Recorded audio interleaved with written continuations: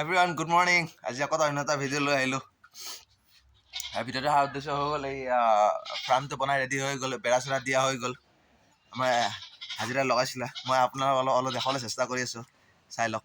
এই ঘৰৰ ভিতৰত আহিলোঁ, মুৰ্গী ফাৰ্মৰ ঘৰৰ ভিতৰত আহিলোঁ। এই বেৰা চেৰা দিয়া কমপ্লিট হৈ গ'ল। এই যে ছাইডখিনিৰ পৰা দিলে, পৰা ফুল বেৰা দিলে, এইপিনে দিলে। আৰু 31 ফুট আছিল আৰু এইপিনে আপোনাৰ 12 ফুট আছিল বহল। আৰু দিয়া হৈ গ'ল। এতিয়া খালি আমাৰ মুৰ্গীখিনি আহিবলৈ বাকী আছে। মুৰ্গী অলপ আনি আছে আৰু হাঁহ অলপ আনি আছে। তাকে সেইটো কাৰণে দেখাবলৈ কাৰণে ভিডিঅ'টো অলপ বনালোঁ।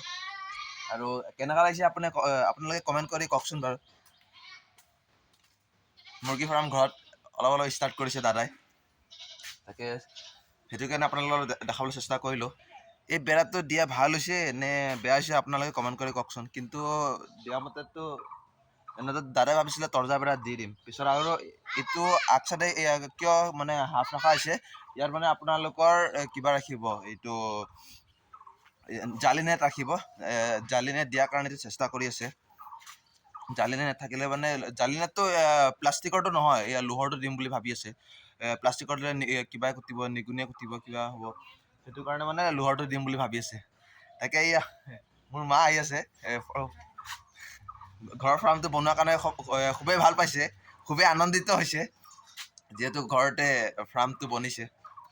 এনেতো আনি কিনি খাব গ'লেতো বাহিৰৰ পৰা আনি খালে হয়। আৰু মোৰ ৱাইফো আহি আছে এইপিনে।